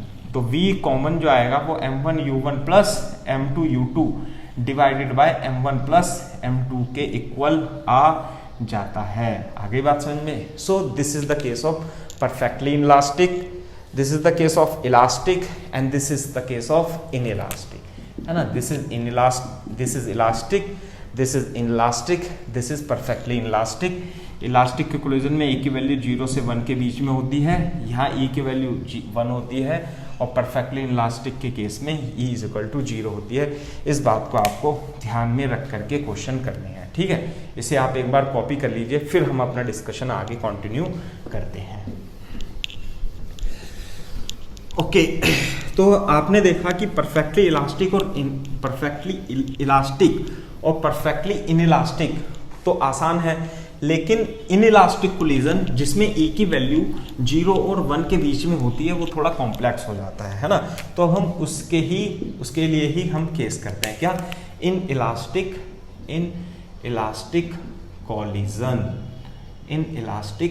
Collision ए की value 0 और 1 के बीच में है। तो मान लेते हैं बिफोर कोलिजन M1 U1 से और M2 U2 से जा रहा है और कोफिशिएंट ऑफ रेस्टिट्यूशन कितना दे रखा है, E दे रखा है। और आफ्टर कोलिजन जो इसकी वेलोसिटी है बेटा वो V1 हो जाती है और वो V2 हो जाती है। तो आपको क्या दिया होगा, कोफिशिएंट ऑफ रेस्टिट्यूशन की वैल्यू दी होगी, साथ में U1 U2 पता होगा इनिशियल वेलोसिटीज और M1 M2 फाइनल वेलोसिटी पता होगा, है ना। तो आपको V1 और V2 निकालना है। तो क्या लगाएंगे, एनर्जी कंजर्वेशन तो नहीं लगेगा इसमें। कॉन्सेप्ट क्या लगेगा, first of all conservation of linear momentum. क्या है, initial momentum is equal to final momentum. अब आप सोचोगे सर इसमें एनर्जी लॉस हो रहा है तो मोमेंटम का कंजर्वेशन कैसे लगा सकते हैं। मोमेंटम का कंजर्वेशन तो बेटा लगा सकते हैं, क्यों, क्योंकि because there is no external force on the system, therefore conservation of linear momentum can be applied. तो initial momentum M1 U1 M2 U2, final momentum M1 V1 plus M2 V2। एक तो ये हो गया। दूसरी जो इक्वेशन लगेगी वो उसमें E की value coefficient of restitution is equal to velocity of separation divided by velocity of approach U1 minus U2। Clear है क्या बात। तो देखो बेटा V2 minus V1 is equal to E U1 minus U2 और V2 की value क्या आ गई, V1 plus E U1 minus U2। This is what V1। अब क्या करोगे आप, आपको दो इक्वेशन है, दो अननोन है, V1 V2 अननोन है या V1 V2 अननोन है। दोनों इक्वेशन से आप क्या करोगे, इसे इक्वेशन नंबर 1 मान लेते हैं, इक्वेशन नंबर 2 मान लेते हैं। तो सॉल्व कर लोगे कैसे, इसकी वैल्यू V2 की वैल्यू आप इसमें रख देना, है ना। M1 U1 plus M2 U2 is equal to M1 V1 plus M2 और बेटा V2 की वैल्यू कितनी आई, V1 plus E U1 minus U2, sorry U1 minus U2 to this. अब यहाँ पे तो केवल V1 ही रह गया, है ना। जब आप इसे सॉल्व करोगे, है ना, इसमें V1 की वैल्यू आपको निकालनी है, थोड़ा सा कैलकुलेशन कर लेना बेटा। V1 की जो वैल्यू आती है वो बहुत ही अच्छी आती है और M1 minus E M2 upon M1 plus M2 into U1 plus M2 1 plus E upon M1 plus M2 into U2 आती है। आ गई बात समझ में, इसे सॉल्व कर लेना आप, आ जाएगी। अब यहाँ से V1 की वैल्यू आ गई, सॉल्व आपको करना है। V1 की वैल्यू आ गई, V1 की वैल्यू इक्वेशन नंबर 2 में रख देना। जब यहाँ इक्वेशन नंबर 2 में रखोगे तो ये तो सब U1 U2 में है और V1 की वैल्यू रखोगे और जब U2 आएगा इसमें रखना है put in equation 2 value of V1 get V2। एक बार तो आपको सॉल्व करना पड़ेगा बेटा, जब ही आपको क्लियर होगा, है ना। जब आपको इसमें वैल्यू पुट करोगे तो भी बहुत अच्छी वैल्यू आती है, वो आती है M1 1 plus E upon M1 plus M2 into U1 plus M2 minus E M1 divided by M1 plus M2 into U2। साथ में velocity is a vector quantity, तो आप क्या करोगे बेटा, आप इसमें वेक्टर लगा दोगे, क्या, V1 vector V2 vector like this. So this is the another formula which we have to use to get the solution of the questions. Clear है क्या बात। अब देखो ये वही फॉर्मूले हैं बेसिकली जो इलास्टिक कोलिजन के लिए था। सबसे पहले तो आप इसे कॉपी कर लो बेटा, आपको कैलकुलेशन करनी है एक बार कम से कम, जब ही जाकर के आपको थोड़ा फीलिंग आएगा, है ना, समझ में आएगा। तो देखो अब इलास्टिक कोलिजन में हम थोड़ा सा आगे और बढ़ते हैं और कैसे करते हैं, देखो कि अगर जो आप इसमें E बराबर 1 रख दोगे, if E is equal to 1 रख दो तो कैसी हो जाएगी बेटा, इलास्टिक कोलिजन नहीं हो जाएगी, इलास्टिक कोलिजन। और जब इलास्टिक कोलिजन होगी E बराबर 1 रखो तो V1 बराबर m1 minus m2 upon m1 plus m2 U1, और यहाँ पे E बराबर 1 रखोगे तो 2m2 upon m1 plus m2 into U2, साथ में यहाँ E1 बराबर रखोगे तो V2 बराबर 2m1 upon m1 plus m2 U1 plus यहाँ पे 1 रखोगे तो m2 minus m1 upon m1 plus m2 into U2। Same formula आ गया ना, क्लियर है। तो इसका मतलब ये दोनों लगभग एक जैसे हैं, तो आप इसे याद रख लो और E की वैल्यू आपके दिमाग में रहेगी क्या, कि आपको यहाँ पर क्या रखना है, यहाँ पर रखना है आपको, यहाँ पे क्या रखना है आपको, E रखना है, और यहाँ भी आपको E रखना है। साथ में ये 2 कब आएगा, जब यहाँ 1 प्लस E होगा। 2 कब आएगा, यहाँ 1 प्लस E होगा। E बराबर 1 रख दोगे तो ये इनइलास्टिक का फॉर्मूला इलास्टिक में बदल जाता है। 1-2 बार प्रैक्टिस करोगे तो definitely you will able to understand the concept. ठीक है, तो आप इस तरीके को आप फॉलो करना, ठीक है। अब हम पढ़ते हैं, क्वेश्चन पढ़ते हैं, ठीक है। देखो क्वेश्चन तो वैसे ही बनेंगे जैसे आपने इलास्टिक कोलिजन के किए हुए हैं। फॉर एग्जांपल मान लेते हैं कैसे, कि ये मान लेते हैं 1 kg का ब्लॉक है और ये 10 मीटर पर सेकंड से आ रहा है ना, और ये 9 kg का ब्लॉक है और ये रेस्ट पे रखा हुआ है, मान लेते रेस्ट पे रखा हुआ है, ठीक है। और E की वैल्यू कितनी दे रखी है बेटा, 1/2 दे रखी है, ऐसे दे रखी है 1/2। You have to find velocity of A and B after collision. Question लिख लो, find the velocity of A and B after collision if the coefficient of restriction is E equal to 1/2। तो जल्दी से क्या करोगे, सबसे पहले तो ये रेस्ट पे है, आप क्या मानोगे, इसे प्लस x मान लोगे। तो बेटा m1 तो हो गया 1 kg, m2 हो गया 9 kg, क्लियर है। U1 कितना हो जाएगा +10, और बेटा U2 कितना हो जाएगा 0, है ना। अब फॉर्मूला क्या लगा दोगे, देखो मेरे तो याद है कैसे, V1 V2 U1 U2 U1 U1 U2 U2, यहाँ पे क्या लगा दोगे, m1 minus EM2 upon m1 plus m2, साथ में V1 है तो यहाँ m2 1 plus E upon m1 plus m2 आएगा। इसे यहाँ पे ले आएंगे और यहाँ पे V2 है तो यहाँ m1 1 प्लस E आएगा divided by m1 plus m2। इसे यहाँ ले जाएंगे लेकिन इंटरचेंज हो जाएगा, कैसे इंटरचेंज हो जाएगा, m2 minus EM1 upon m1 plus m2। लेकिन सबसे अच्छी बात तो ये है, एक रेस्ट पे है तो U2 कितना हो गया बेटा 0, U2 कितना हो गया 0, तो ये क्वांटिटी 0 हो गई, खत्म हो गई कहानी। इसमें वैल्यू पुट कर देंगे तो m1 की वैल्यू कितनी है बेटा, m1 की वैल्यू 1 माइनस E की वैल्यू 1/2, m2 की वैल्यू 9 अपॉन 1 प्लस 9 इंटू 10, तो कितना आ जाएगा बच्चा, ये आ जाएगा 1.41 में से जाएगा माइनस 3.5 मीटर पर सेकेंड, जबकि ये कितना आएगा, m1 है 1 और 1 plus 1/2 upon 1 plus 9 into 10 is equal to 1.5 metre per second is the answer. इसका मतलब कि टकराने के बाद ये 1 kg का ब्लॉक तो किधर जाएगा, इधर की ओर जाएगा 3.5 मीटर पर सेकेंड से, और 9 kg का ब्लॉक जो जाएगा वो 1.5 मीटर पर सेकेंड से इधर की ओर ये 9 kg का ब्लॉक A और B इस तरीके से मूव करने लगेंगे। क्लियर है क्या बात, तो आप इस तरीके से इन क्वेश्चंस को सॉल्व कर सकते हो। क्लियर है क्या बात, ये है बात।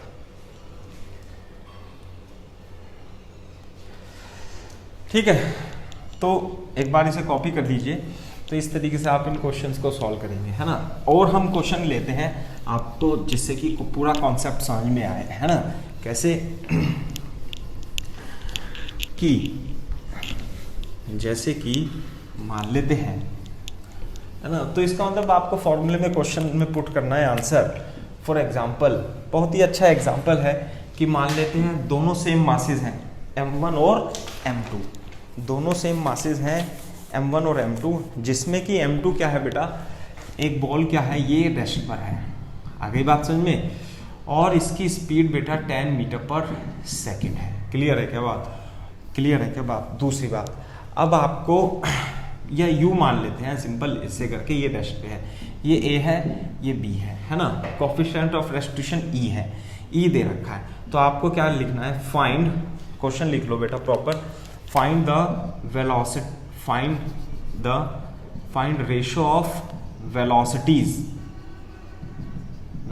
Of a and b after collision, है ना। कोलिजन के बाद a और b की वेलोसिटी आपको निकालनी है। तो सबसे अच्छी बात तो है, एक वेलोसिटी क्या है इस पे बेटा, रेस्ट पे है, तो जब ये रेस्ट पे होगी तो v1 और v2 का हम यदि ऐसे करेंगे तो u1 u2 और u1 प्लस प्लस, इसे डायरेक्ट जीरो ही लिख दूं, क्यों दिमाग लगाना, ये तो रेस्ट पे ही है, ठीक है। और ये आएगा बेटा m1 माइनस ई m2 upon m1 plus m2, और ये आएगा m, यहाँ पे v2 है m1 1 plus e upon m1 plus m2। आगे बात समझ में। साथ में अच्छी बात ये भी है कि m1 और m2 की वैल्यू क्या सेम है, तो अपन क्या लिखेंगे, we can write down this 1 minus e upon 2 into u, 1 plus e upon 2 into u. देख लो चाहे m से m कट जाएगा ना नीचे, तो नीचे तो 2m आ जाएगा, 2m से कैंसिल हो जाएगा, मैं पूरा ही लिख देता हूँ, m कॉमन लेके 1 minus e upon 2m into you आएगा, तो कितना आएगा बेटा, m से m उड़ जाएगा, 1 minus e upon 2 into you बच जाएगा, जबकि इसमें m 1 प्लस ई और नीचे कितना हो जाएगा बेटा 2m इंटू यू हो जाएगा, m से m उड़ जाएगा और 1 plus e upon 2 into you हो जाएगा। आ गई बात समझ में। तो अब हमें निकालना है रेशियो ऑफ वेलोसिटी va, तो ये तो हो जाएगा va और ये हो जाएगा बेटा vb, तो va और रेशियो vb निकाल लेंगे, तो va अपॉन vb यानी कि दिस अपॉन दिस, यानी कि 1 minus e upon 2 into you और 1 plus e upon 2 into you, तो va अपॉन vb कितना जाएगा, 1 माइनस ई अपॉन 1 प्लस ई आ जाएगा। क्लियर है क्या बात। तो इस चीज को आपको ध्यान में रखना है ना, कॉपी कर लीजिए। दूसरे तरीके से किस तरीके से बन सकता है, मान लेते हैं कि सेम क्वेश्चन है, एक रेस्ट पे है और इनका कोफिशिएंट ऑफ रेस्टिट्यूशन b निकालना है ना। तो आपको क्या निकालना है, देखो कैसे, कि if two balls are moving, if ball A is moving towards B which is at rest, question लिख लो, if ball A is moving towards B which is at rest, find the value of coefficient of restitution E if after collision the velocity of B becomes 3 times the velocity of A, है ना। तो coefficient of restitution की value निकालनी है such that VB becomes 3 times of VA after collision, यानी कि V2 is equal to 3V1 अपने को ऐसे करना है। तो ये तो रेस्ट पे है, जब ये रेस्ट पे है तो हमें इसे तो लिखने की आवश्यकता ही नहीं है। साथ में M1 M2 और M1 M2 क्या होंगे, सेम होंगे। मैं फिर भी लिख देता हूं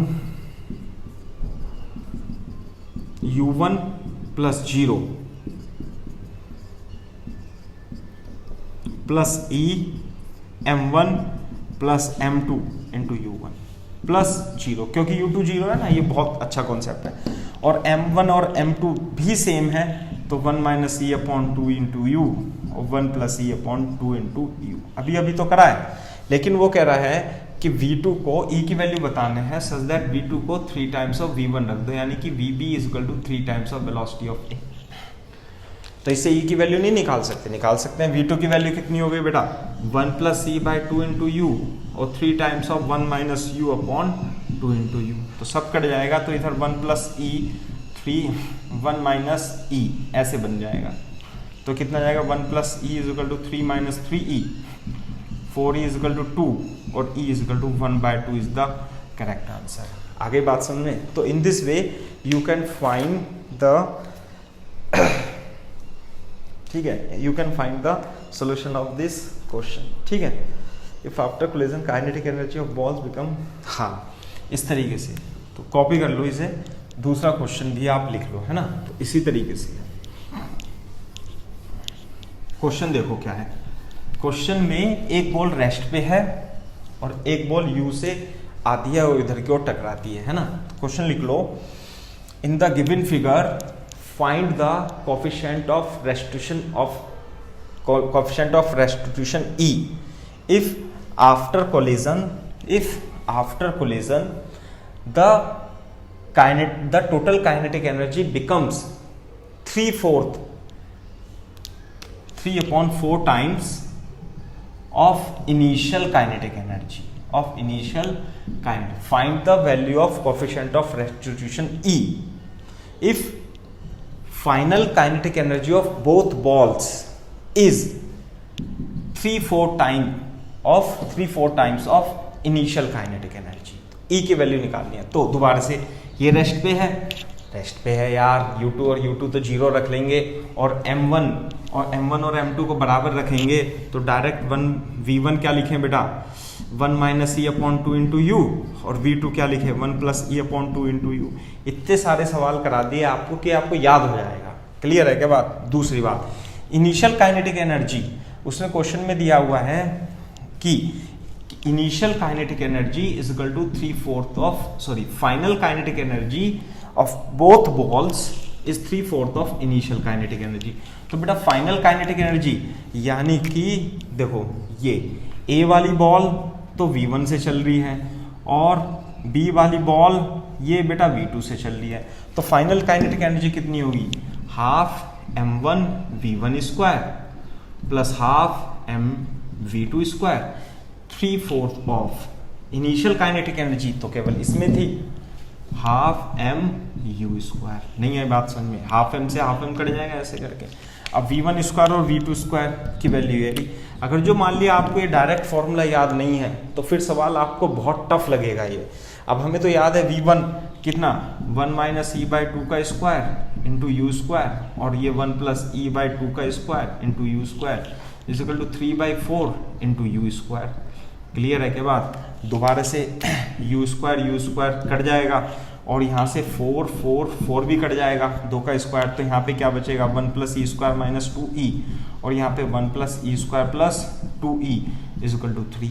क्लियर है के बाद ये इससे कट जाएगा, तो 2E² + 2 इज इक्वल टू 3 है ना, और 2E² इज इक्वल टू 1 और E is equal to ±E² is equal to 1/2, तो E is equal to ±1/√2, minus तो लेंगे नहीं, तो E की वैल्यू कितनी आ गई बेटा 1/√2 इज द करेक्ट आंसर। बहुत ही अच्छा शानदार क्वेश्चन है ना। देख लो आप कि यदि आपको पूरा कॉन्सेप्ट ये फॉर्मूला याद नहीं होगा तो भाई साहब आपसे लगेगा नहीं, गारंटी है मेरी, है ना। इसलिए लगेगा तो बहुत देर में जाकर के आपको समझ में आएगा, होश आएगा कि हमें ये करना था वो करना था, ठीक है। तो इसलिए आपको जैसे बताया जा रहा है आप उसी तरीके से कॉन्सेप्ट को करो and then you will be able to understand the concept of collision, ठीक है। तो इससे ज़्यादा नीट में और जेईई मेंस में क्वेश्चन नहीं आते, ठीक है। अब हम पढ़ते हैं, ये तो हेड ऑन कोलिजन हो गया है ना, इलास्टिक और इलास्टिक कोलिजन हो गया, आपको दोनों में डिफरेंस भी समझा दिया। अब फाइनली हम चलते हैं टुवर्ड्स द ऑब्लिक कोलिजन, ठीक है। तो हेडिंग डाल लीजिए बेटा आप, ऑब्लिक कोलिजन, ऑब्लिक कोलिजन है ना, ऑब्लिक कोलिजन। मैंने क्या बताया था, ऑब्लिक कोलिजन में जो लाइन ऑफ इम्पैक्ट होती है it is not along the velocities of the ball, है ना। कैसे कि वेलोसिटीज इसकी तो u1 है और इसकी वेलोसिटी कितनी है बेटा u2 है। आ गई बात समझ में? तो ऐसे है, तो लाइन ऑफ इम्पैक्ट कैसे होगी, जब ये दोनों मिलेंगी तो सेंटर क्या होगा, यहाँ पर होगा, सॉरी सेंटर कहाँ होगा बेटा, इस तरीके से होगा ये। सो this is the line of impact. जो इम्पल्स लगेगी वो इस लाइन के अलोंग लगेगी, this is line of impact, line of impact, या इसे लाइन अलोंग कॉमन नॉर्मल भी बोलते हैं बेटा, कॉमन नॉर्मल ऐसे भी बोलते हैं, लाइन अलोंग कॉमन नॉर्मल। तो वेलोसिटी जो होती है वो कुछ एंगल थीटा इस तरीके से u1 और u2 से मिलकर के बनी होती है, ठीक है। वैसे तो इसका कॉन्सेप्ट बहुत ही स्ट्रॉन्ग होता है, वो हम एडवांस में पढ़ाते हैं, लेकिन जेईई मेंस में हम छोटा सा ही कॉन्सेप्ट आपको पढ़ाएंगे, ठीक है, और उसी से क्वेश्चन हो जाते हैं। बेसिकली देखो कैसे होगा, इलास्टिक कोलिजन ही पढ़ रहे हैं, ऑब्लिक कोलिजन में इलास्टिक दोनों हो सकते हैं, लेकिन हमें इलास्टिक कोलिजन ही पढ़ना है ऑब्लिक कोलिजन में। फॉर एग्जाम्पल कैसे कि एग्जाम्पल नहीं, कॉन्सेप्ट में आपको बता देता हूं, जितने भी क्वेश्चन आएंगे, छोटे छोटे से क्वेश्चन आएंगे, सबको आपको कॉन्सेप्ट लगा करके खुद से ही सॉल्व कर लेना है। कैसे? मान लेते हैं कैरम बोर्ड की गोटी है और इसकी वेलोसिटी u1 है और इसकी वेलोसिटी ये m2 है और ये u2 है। क्लियर है क्या बात? आफ्टर कोलिजन, दोनों में कोलिजन होती है बेटा, ये v1 से चलने लगता है और ये m2 जो है ये v2 से चलने लगता है और ये m1 से चलने लगता है। क्लियर है क्या बात?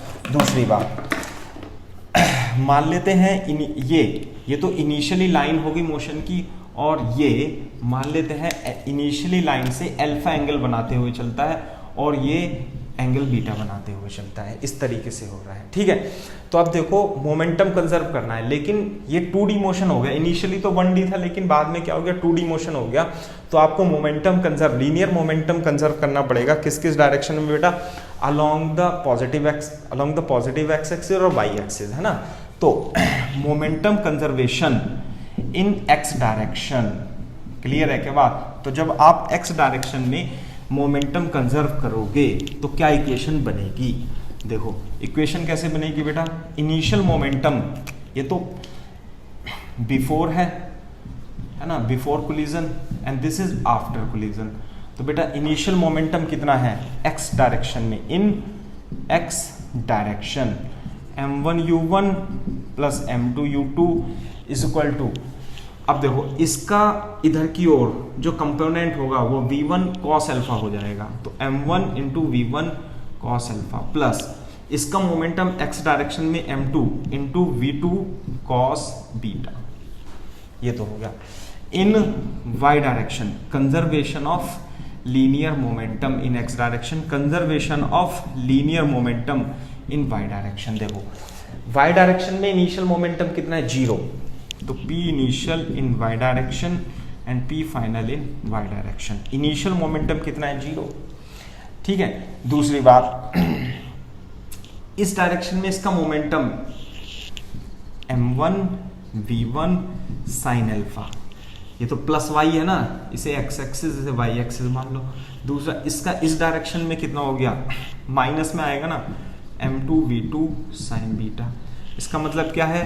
m1 v1 sin alpha is equal to m2 v2 sin beta. एक इक्वेशन ये बन गई, दूसरी एक इक्वेशन ये बन गई। ठीक है, अब अगर जो ये इलास्टिक कोलिजन है तो दूसरी इक्वेशन कैसे बनेगी बेटा? कंजर्वेशन ऑफ काइनेटिक एनर्जी से बनेगी। क्या? Initial kinetic energy is equal to final kinetic energy. क्या? Half m1 u1 square half m2 u2 square is equal to क्या? Half m1 v1 square plus half m2 v2 square. So this is the conservation of energy. तो जितने भी आपको oblique collision वाले question हैं उनमें बहुत सारे क्वेश्चन बनते हैं, लेकिन कॉन्सेप्ट तो यही लगेगा। क्या? कि conservation of linear momentum apply करना है अपने को किस डायरेक्शन में? एक्स डायरेक्शन में। और conservation of linear momentum conserve करना है आपको, लगाना है आपको वाई डायरेक्शन में। और यदि इलास्टिक कोलिजन है, इलास्टिक ही होगी मोस्टली, तो आप क्या लगा दोगे? कंजर्वेशन ऑफ काइनेटिक एनर्जी लगा दोगे, है ना। तो इन कॉन्सेप्ट को आप एक बार कॉपी कर लीजिए, इन्हीं पर बेस्ड क्वेश्चन होता है। ठीक है, ऐसे। तो देखो बेटा, अब इसे यदि आपने कॉपी कर लिया है तो अब हम इस पे क्वेश्चन करते हैं। मोस्ट ऑफ द क्वेश्चन में इतनी बड़ी इक्वेशन बनाने की आवश्यकता नहीं पड़ती। क्यों?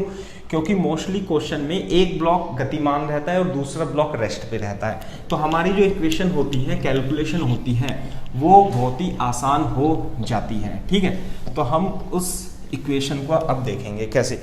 मान लेते हैं कि बहुत ही इंपॉर्टेंट पॉइंट बता रहा हूँ और आपको इसे ध्यान भी रखना है। कैसे? कि मान लेते हैं एक ब्लॉक बॉल A है और दूसरी बॉल क्या है बेटा?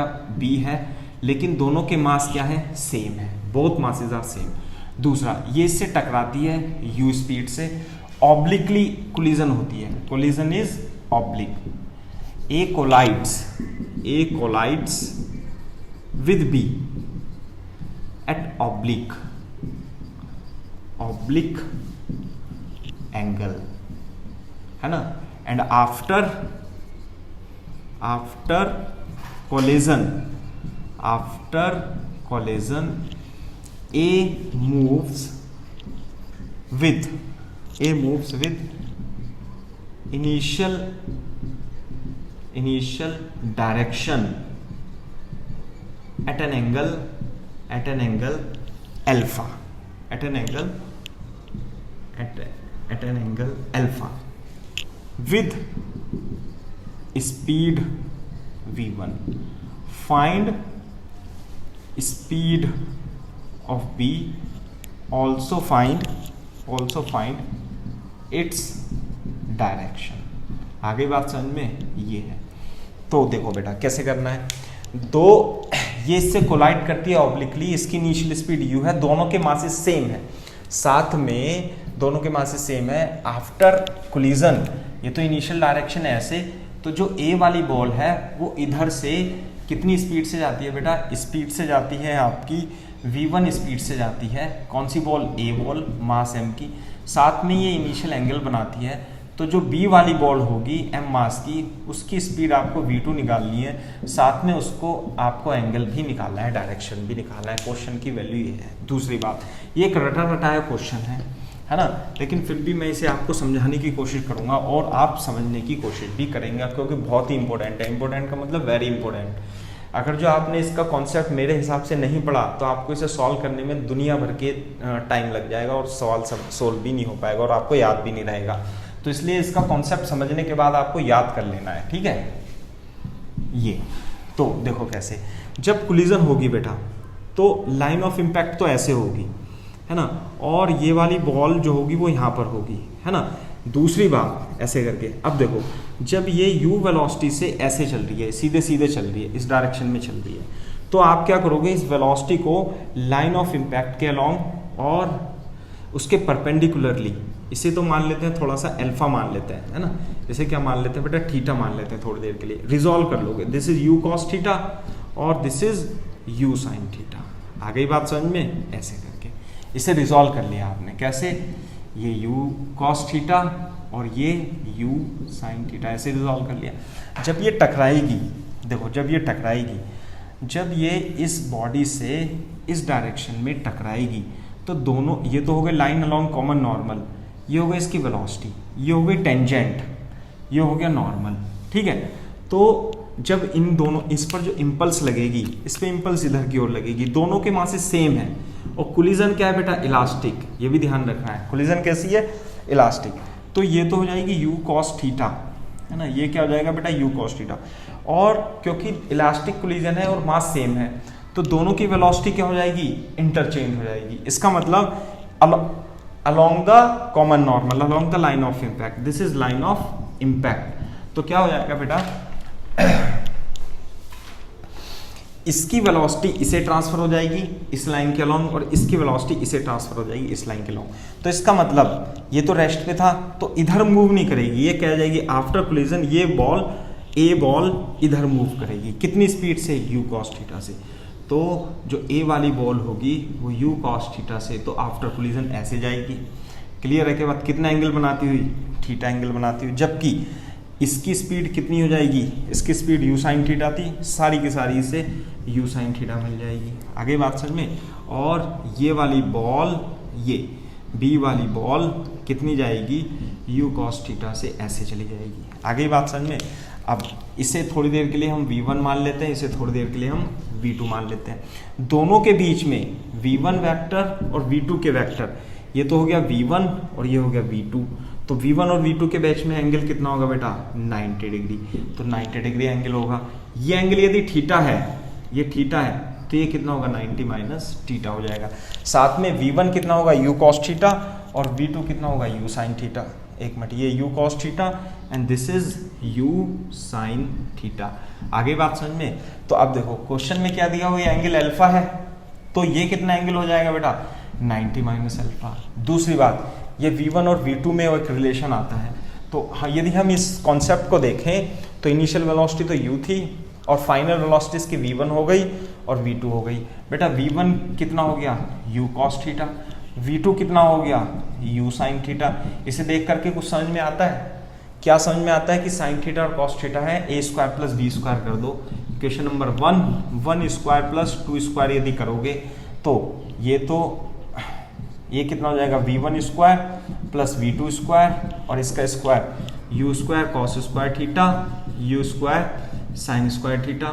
दोनों को क्या ले लोगे कॉमन, यू स्क्वायर यदि आप कॉमन ले लोगे तो cos square theta plus sine square theta, ये कितना बन जाएगा बेटा 1 बन जाएगा you square, this is v1 square plus v2 square. तो आपको क्या रिलेशन याद रखना है कि यदि दो सेम मास की बॉल इलास्टिकली ऑब्लिकली कोलाइड करती हैं, ठीक है, और उसमें एक रेस्ट पे है, किस पे है, रेस्ट पे है, ये भी बहुत जरूरी है, ये रेस्ट पे होना जरूरी है, E बराबर 1 होना जरूरी है, दोनों के मास सेम होने जरूरी है। तो after collision both ball will move perpendicularly, both balls moves perpendicularly. Clear है क्या बात। दूसरी बात, इसकी v1 है v2 है, तो v1 square plus v2 square equal to u square, एक ही रिलेशन आएगा, डायरेक्ट क्वेश्चन आ जाएगा, कहानी खत्म हो जाएगी। क्लियर है क्या बात। तो इस तरीके से मैं, चलो आप इसे एक बार कॉपी कर लो, मैं इसका क्वेश्चन भी करा देता हूँ, आपको समझ में आ जाएगा। फॉर एग्जाम्पल कैसे कि मान लेते हैं ये 2 kg की बॉल है और ये 2 kg की बॉल है, ये रेस्ट पे है और ये 100 मीटर पर सेकंड से आ रहा है। आफ्टर कोलिजन, क्वेश्चन में क्या दिया होगा, after collision ball A moves with speed 60 metre per second, with speed 60 metre per second with its initial direction 60 metre per second, ऐसे करके ball A and ball B as rest is equal to 1 and after collision ball A moves with speed 60 metre per second with angle 30 degree with its initial direction, है ना, initial direction क्या है, ये 30 degree पे move करती है। Find the direction and the velocity of ball B. ये तो होगी ए की, ये होगी बी की, बहुत आसान है दोनों। यदि ये 30 है तो ये कितना 60, 90 तभी बनेगा। साथ में 60 दे रखा है, ये 100 दे रखा है, तो v2 तो क्या लिखेंगे 60 square plus vt square is equal to 100 square. तो कितना जाएगा v2 स्क्वायर बराबर 100 स्क्वायर माइनस 60 स्क्वायर, 160 इंटू 40, तो कितना आ गया 80 metre per second square. Solve कर लेना, आंसर आ जाएगा। ये आ गया ना, एक लाइन में ही आंसर आएगा। इसके अलावा यदि आप कुछ और भी करते हो तो आपका आंसर नहीं आएगा आसानी से, है ना, आ तो जाएगा लेकिन आसानी से नहीं आएगा। So this is the concept of the collision. This lecture is dedicated to, purely dedicated to collision. और इस लेक्चर को देखने के बाद आप शीट के क्वेश्चन आपने लगा सकते हैं, है ना। कुछ क्वेश्चन, कुछ पोर्शन इसमें छोड़ दिया है जिसे हम डिस्कस करेंगे, किसमें, एक्सरसाइज में डिस्कस कर लेंगे, तो आपका कॉन्सेप्ट डेफिनेटली कोलिजन का बहुत स्ट्रॉन्ग हो जाएगा। दूसरी बात, ये जो आपका लेक्चर है ये मेंस और जेई मेंस और नीट के लेवल तक का ही है ना। यदि आपको एडवांस के बच्चे हैं तो पहले आपको ये प्रॉपर लेक्चर देखना होगा, उसके बाद ही एडवांस का लेक्चर आप देखोगे। Thank you.